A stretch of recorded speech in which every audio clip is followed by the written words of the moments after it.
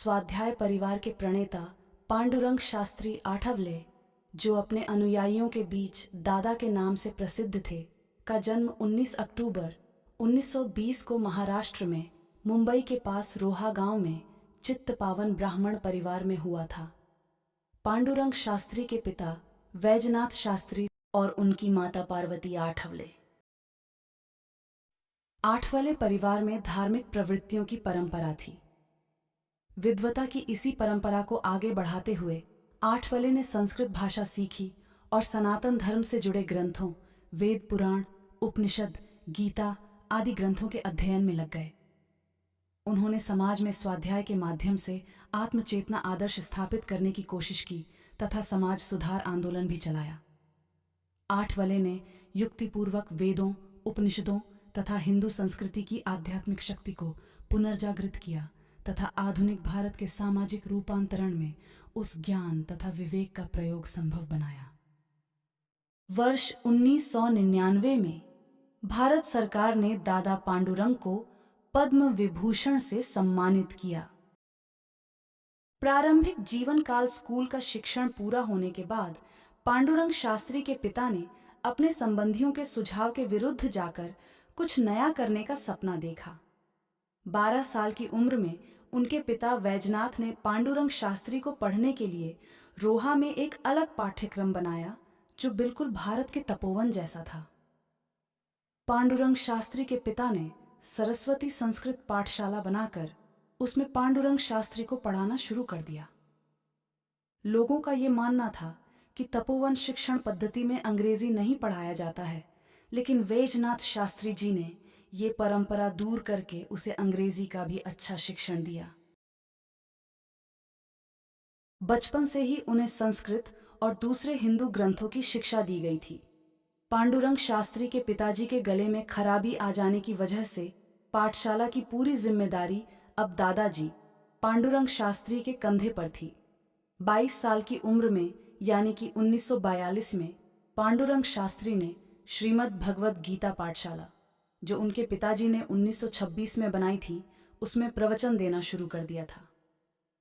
1956 में दादाजी ने तत्वज्ञान विद्यापीठ प्रारंभ किया, जिसमें सिर्फ भारतीय ही नहीं विदेशी भाषाओं का भी शिक्षण दिया जाता था। दादाजी को प्रारंभ में स्वाध्याय का काम करने में बहुत मुश्किलें हुआ करती थीं, क्योंकि उन्होंने कभी किसी से पैसा नहीं लिया था और वो सैकड़ों गांव में जाकर सब लोगों को जागृत करते थे। वे शुरुआत में पैदल चलकर और फिर भाड़े पर ली हुई साइकिल लेकर अलग अलग लोगों तक पहुंचते थे।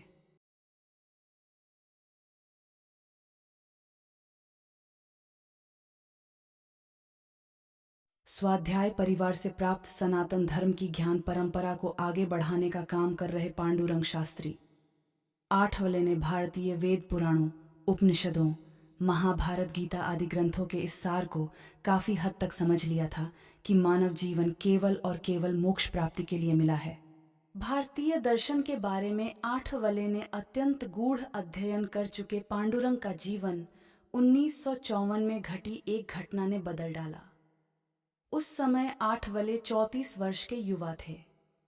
इसी दौरान आठवले को जापान के शिम्त्सु में आयोजित द्वितीय विश्व धर्म सम्मेलन में भाग लेने का अवसर मिला।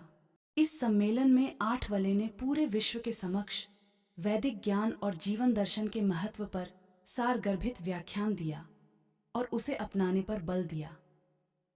इसी सम्मेलन में एक श्रोता ने दादा से प्रश्न किया, आपके देश में क्या कोई एक भी संप्रदाय ऐसा है जो इन आदर्शों तथा जीवन दर्शन को जीवन व्यवहार में अपनाए हुए है?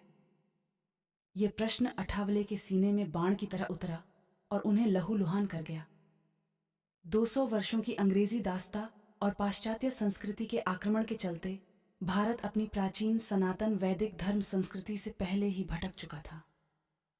जब आठवले जापान में द्वितीय विश्व धर्म सम्मेलन में भाषण देने पहुंचे थे, तब भारतीय स्वतंत्रता को मात्र 7 वर्ष ही हुए थे। ऐसे में विदेशियों की दृष्टि में भारत के प्रति हीनता, निर्धनता और अज्ञानता की भावना थी।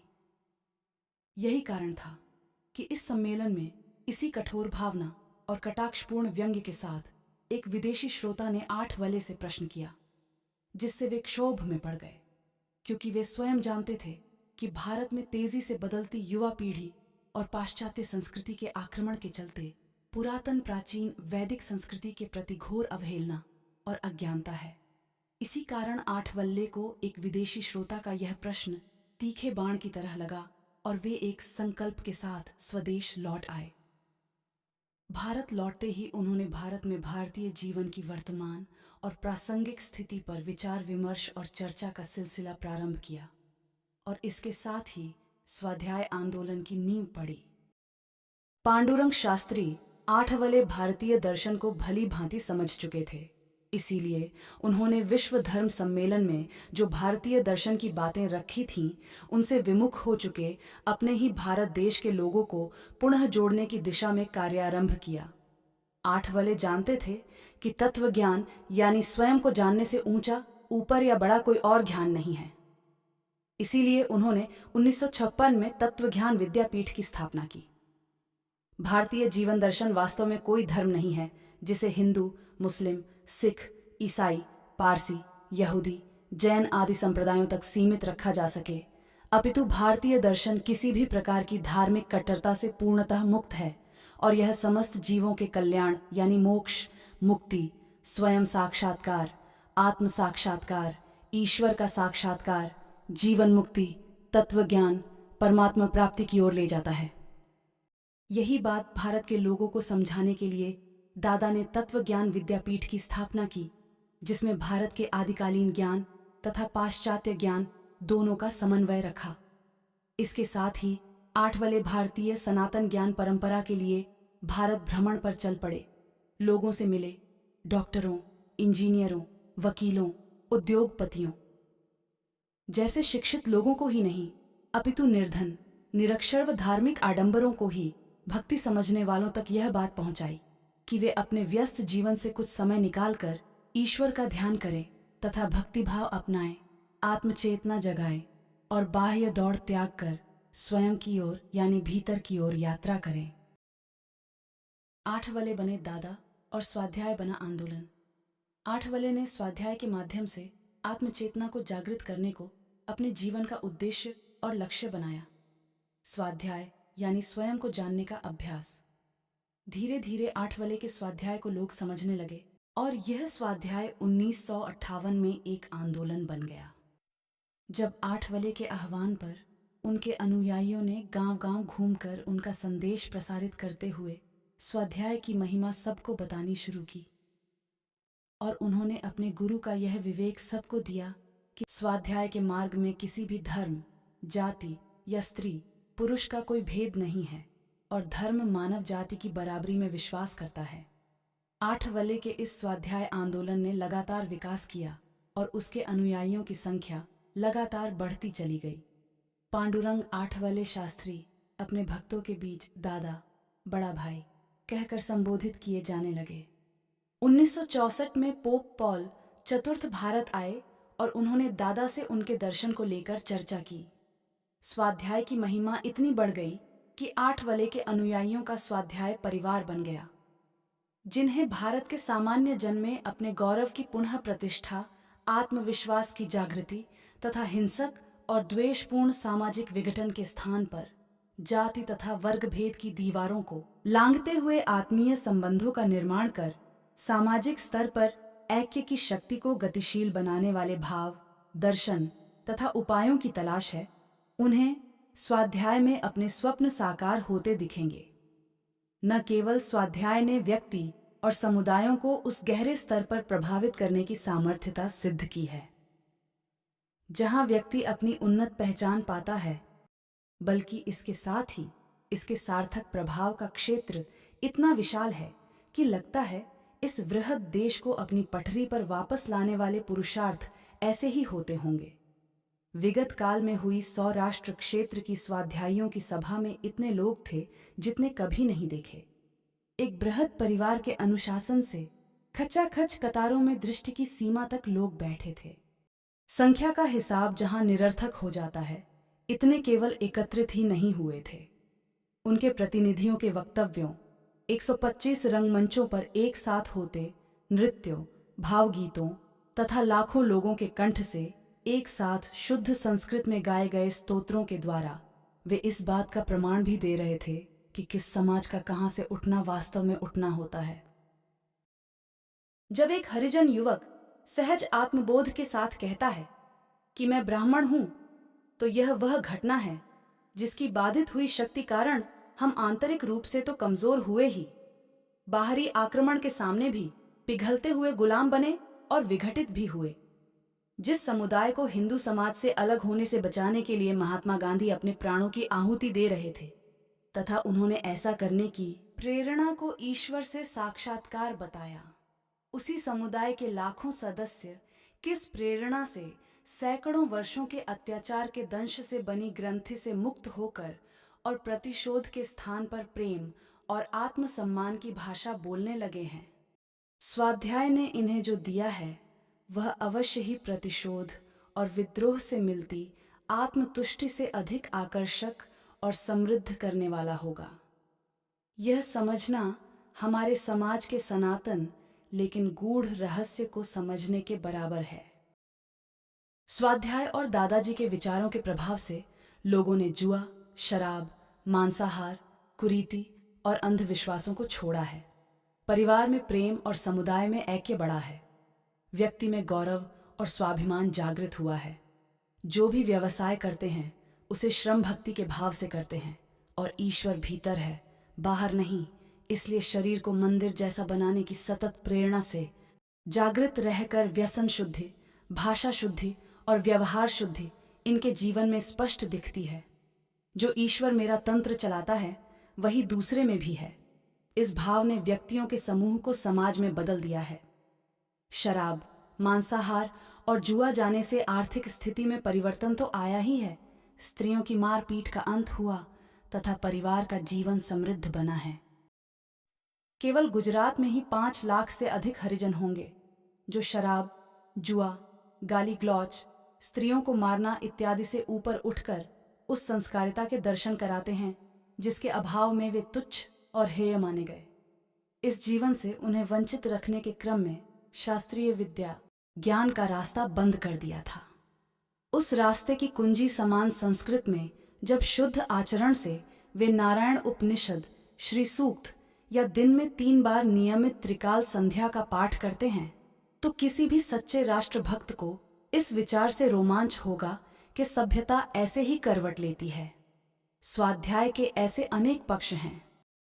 दादा पांडुरंग को वर्ष 1988 में महात्मा गांधी पुरस्कार दिया गया। 19 मार्च 1995 में उन्होंने गुजरात के राजकोट में अपने भक्तों की विशाल जनसभा को संबोधित किया। वेदों और उपनिषदों में भारत की अकूत ज्ञान संपदा निहित है तथा हिंदू संस्कृति उससे इस सीमा तक समृद्ध है कि उसके माध्यम से आधुनिक भारत का निर्माण किया जा सकता है। पांडुरंग शास्त्री ने इस तथ्य को समझा तथा उन कारणों की खोज की जिनको उन ग्रंथों की सामर्थ्य की अपेक्षा के लिए जिम्मेदार ठहराया जा सकता है। आठवले ने युक्तिपूर्वक वेदों, उपनिषदों तथा हिंदू संस्कृति की आध्यात्मिक शक्ति को पुनर्जागृत किया तथा आधुनिक भारत के सामाजिक रूपांतरण में उस ज्ञान तथा विवेक का प्रयोग संभव बनाया। पांडुरंग शास्त्री को सामुदायिक नेतृत्व के लिए 1999 का मैग्सेसे पुरस्कार प्रदान किया गया। वर्ष 1999 में ही भारत सरकार ने दादा पांडुरंग को पद्म विभूषण से सम्मानित किया था। सन 1997 में उन्हें धर्म के क्षेत्र में उन्नति के लिए टेम्पल्टन पुरस्कार से सम्मानित किया गया। 1954 में दादा को एक विदेशी श्रोता के जिस प्रश्न ने लहूलुहान किया था, वह प्रश्न आज आधुनिक भारत में और भी विकराल होकर यक्ष प्रश्न बन चुका है, क्योंकि आज का भारत विशेषकर युवा पीढ़ी ने तो हमारे पुरातन प्राचीन इतिहास को जानती है और न ही जानने में दिलचस्पी रखती है। Internet, mobile, WhatsApp, Facebook, Twitter, Instagram के इस युग में विज्ञान की ओर से दी गई सुविधाओं को ही सुख और शांति समझने वाली आज की युवा पीढ़ी केवल और केवल बाह्य भौतिक दौड़ लगा रही है। प्रधानमंत्री नरेंद्र मोदी अक्सर कहते हैं, जो अपना इतिहास नहीं जानते वे भूगोल नहीं बदल सकते। यह बात मोदी इसलिए इतनी सटीकता से कह सकते हैं क्योंकि वे न केवल भारत के भव्य व गौरवशाली प्राचीन पुरातन इतिहास से अवगत हैं, अपितु अपने जीवन, व्यवहार व आचरण में भी इसे आत्मसात करते हैं। मोदी ने अपना यह महावाक्य सत्य भी सिद्ध कर दिखाया जब उन्होंने धारा 370 के इतिहास जानते हुए उसे हटाकर जम्मू कश्मीर का भूगोल बदल डाला। प्रश्न यह उठता है कि आज की युवा पीढ़ी स्वयं की ओर कब प्रयाण करेगी। आठवले ने तो अपने जीवन काल में जितने संभव थे प्रयास किए, परंतु आज की युवा पीढ़ी को क्या हो गया है? क्यों उसे केवल मुगलों का इतिहास पता है, जबकि वे उससे भी पुरातन, प्राचीन सनातन धर्म, वैदिक ज्ञान परंपरा, आत्मज्ञान, तत्वज्ञान जैसे शब्दों से अनभिज्ञ हैं? अधिक दूर जाने की आवश्यकता नहीं है। कुछ समय पूर्व ही कौन बनेगा करोड़पति में आई बॉलीवुड अभिनेत्री सोनाक्षी सिन्हा का ही उदाहरण ले लीजिए, जो रामायण से जुड़े इस प्रश्न का उत्तर नहीं दे सकी थी कि हनुमान संजीवनी बूटी किसके लिए लाए थे। सोनाक्षी, जिनका घर परिवार सब कुछ रामायण और उसके पात्रों से जुड़ा हुआ है, जब इस प्रश्न का उत्तर नहीं दे सकी तो इसके लिए उत्तरदायी कौन है? वास्तव में हमारी शिक्षा पद्धति ही सबसे बड़ी उत्तरदायी है, जिसमें इतिहास को प्रमाणों की सीमाओं में बांध दिया गया है। इतना ही नहीं, कुछ संकीर्ण बुद्धिजीवियों ने हमारी शिक्षा पद्धति से हमारे कई गौरवशाली इतिहास के पन्नों को स्थान देने में बाधा डाली और सरकारें भी मौन रहीं। पांडुरंग शास्त्री आठवले के जन्मदिन को मनुष्य गौरव दिन के रूप में मनाया जाता है। पांडुरंग शास्त्री ने पारंपरिक शिक्षा के साथ ही सरस्वती संस्कृत विद्यालय में संस्कृत व्याकरण के साथ न्याय, वेदांत, साहित्य और अंग्रेजी साहित्य का अध्ययन किया। उन्हें रॉयल एशियाटिक सोसाइटी, मुंबई द्वारा मानद सदस्य की उपाधि से सम्मानित किया गया। इस पुस्तकालय में उन्होंने उपन्यास खंड को छोड़कर सभी विषयों के प्रमुख लेखकों की प्रसिद्ध पुस्तकों का अध्ययन किया। वेदों, उपनिषदों, स्मृति, पुराणों पर चिंतन करते हुए श्रीमद् भगवद गीता पाठशाला में पांडुरंग शास्त्री ने अखंड वैदिक धर्म, जीवन जीने का तरीका, पूजा का तरीका और पवित्र मंच से सोचने का तरीका दिया। व्यक्ति और समाज स्वावलंबन निर्मिति के पांडुरंग शास्त्री आठवले के अभिनव प्रयोग त्रिकाल संध्या। त्रिकाल संध्या यानी कि एक दिन में 3 बार बोले जाने वाले श्लोक। सुबह उठने के साथ ही अपने हाथ को देखकर 4 श्लोक बोलने होते हैं। श्रीमद् भगवद गीता के अनुसार अपने हाथ में भगवान होते हैं। सुबह में सबसे पहले अपने हाथ को देखकर दिन का प्रारंभ करना चाहिए। और एक वजह है कि जब हम रात को सो जाते हैं उसके बाद हमें कुछ याद नहीं होता है, लेकिन सुबह उठते ही हमको सब याद आ जाता है, यानी कि भगवान हमको स्मृति दान देते हैं। तो भगवान का आभार मानना तो आवश्यक है, और अगर वैज्ञानिक रूप से देखें तो भी इसके बहुत सारे फायदे हैं। दोपहर को जब हम खाना खाते हैं तो उसमें से भगवान हमको शक्ति दान करते हैं, यानी कि शक्ति देते हैं। हमारे लहू को लाल बनाते हैं, तो दोपहर खाने से पहले भगवान को याद करना अच्छा होता है। रात को सोने से पहले हम पूरे दिन की भाग दौड़ से थक जाते हैं, लेकिन फिर भी हमें अच्छी नींद आ जाती है और रात को शांति मिलती है।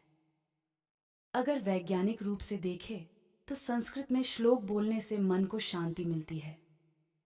बाल संस्कार केंद्र। बाल संस्कार केंद्र में छोटे बालक और बालिकाओं को साथ में बिठाकर केंद्र चलाया जाता है, जो कोई एक बड़ा आदमी चलाता है, जिसमें श्लोक और रमत गमत और भावगीत गाना होता है। छोटे बच्चों को जानकारी भी मिलती है, श्लोक भी सीखते हैं और उसका मनोरंजन भी हो जाता है। युवा केंद्र।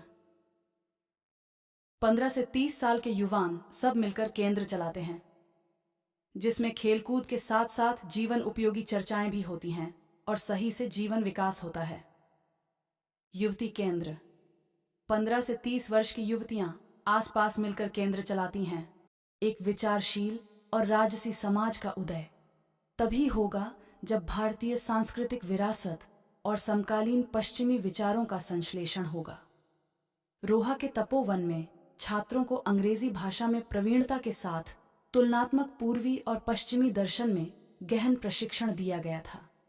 स्वाध्याय केंद्र के बारे में ज्यादा जानकारी नहीं है, पर शायद इसे वीडियो केंद्र के नाम से भी जाना जाता है, जिसमें दादाजी का रिकॉर्ड किया हुआ कैसेट देखते हैं। वृक्ष मंदिर, बंजर जमीन पर पेड़ पौधे लगाकर उसे हरा बनाना और पर्यावरण का संतुलन करना इस प्रयोग का मुख्य ध्येय है। दादाजी ने यह प्रयोग शुरू किया था और आज बहुत सी जगह पे वृक्ष मंदिर बने हैं। पेड़ में भी भगवान होते हैं, ऐसा मानकर शुरू किया गया ये प्रयोग में स्वाध्याय परिवार साल में एक बार वृक्ष की पूजा करते हैं। योगेश्वर कृष्य, श्रीमद् भगवद गीता के अनुसार स्वकर्मणा तंभ्यच्य, यानी कि मनुष्य अपने कर्म के द्वारा पूजन करके परमात्मा को खुश कर सकता है। इसी सिद्धांत के अनुसार दादाजी ने योगेश्वर कृषि की शुरुआत की थी, जिसमें गांव की कोई एक जमीन या खेत को चुना जाता है और उसमें खेती की जाती है। पूरा स्वाध्याय परिवार मिलकर खेती करता है और उसमें से जो पैसा मिलता है वो किसी जरूरतमंद आदमी को दिया जाता है। पैसा देने के बाद जब वो आदमी के पास पैसा आ जाता है तो वो पैसा लौटा देता है, लेकिन उनसे कभी कोई मांगता नहीं है। जैसे कि आगे बताया, जहां पर खेती हो सकती है वह योगेश्वर कृषि है, लेकिन समुंदर वाले इलाके में खेती नहीं हो सकती तो वहां पर मत्स्य गंधा होती है, यानी कि मच्छीमार लोग उसकी कमाई का कुछ हिस्सा गरीबों और जरूरतमंद लोगों में बांट देते हैं। 1960 में शायद दादाजी ने मच्छीमार लोगों के साथ काम करना शुरू किया था। मत्स्यगंधा प्रयोग शुरू होने की वजह से आज ओखा से लेकर गोवा तक कोई भी गांव भूख से नहीं मर रहा है। हीरा मंदिर, किसान लोग योगेश्वर कृषि में अपना योगदान देते हैं और मच्छीमार लोग मत्स्यगंधा में अपना योगदान देते हैं, लेकिन जिन लोगों को इन दोनों में से कुछ भी नहीं आता, यानी कि जो हीरा घिसने का काम करते हैं, उनके लिए हीरा मंदिर बनाया गया। हीरा मंदिर में डायमंड वर्कर्स अपनी जो कमाई होती है उसमें से कुछ हिस्सा वो जरूरतमंद लोगों को दे देते हैं। पतंजलि चिकित्सालय, स्वाध्याय परिवार में जो लोग डॉक्टर होते हैं वो अपना योगदान पतंजलि चिकित्सालय में देते हैं। जो बहुत दूर के गांव होते हैं जहां पर बहुत सुविधाएं नहीं होती, वहां पर हफ्ते में या महीने में एक दिन ये डॉक्टर जाकर लोगों का इलाज करते हैं और उसके पैसे नहीं लेते हैं। इसके अलावा भी बहुत सारे प्रयोग हैं, जैसे कि श्री दर्शनम, अमृतालयम, गौरस, यंत्र मंदिर, सायं प्रार्थना। इसके अलावा भी कई और प्रयोग किए हैं दादाजी ने जो बहुत ही अच्छे हैं और आज भी स्वाध्याय परिवार उससे जुड़ा हुआ है। आज भी कोई भी स्वाध्याय में हिंदू मुस्लिम, जाति भेद, ऊंच नीच, अमीर गरीब के भेदभाव बिना सब लोग एक ही जगह पर बैठकर स्वाध्याय करते हैं। स्वाध्याय में जाने की वजह से कई लोगों को उसकी सामाजिक और आर्थिक समस्याओं का समाधान मिलता था। दादाजी यानी कि परम पूज्य पांडुरंग शास्त्री आठवले के जन्म दिवस को स्वाध्याय परिवार मनुष्य गौरव दिन के नाम से मनाते हैं। स्वाध्याय की वजह से आज बहुत सारे लोग ऐसे हैं जिनकी शराब, जुआ और बहुत सी खराब आदतें छूट गई हैं। स्वाध्याय परिवार की शुरुआत महाराष्ट्र में हुई थी। धीरे धीरे स्वाध्याय की प्रवृत्ति आज लाखों से भी ज्यादा गांवों में फैली हुई है। केवल भारत में ही नहीं, दुनिया के और भी कई देशों में स्वाध्याय होता है, जैसे कि America, Australia, New Zealand, Europe, Caribbean, Africa और भी बहुत है। अगर आपको ये वीडियो पसंद आया है तो कृपया इसे लाइक करें, और अगर आप ऐसे ही रोचक और ज्ञानवर्धक वीडियो देखना चाहते हैं तो हमारे YouTube चैनल को सब्सक्राइब करना न भूलें।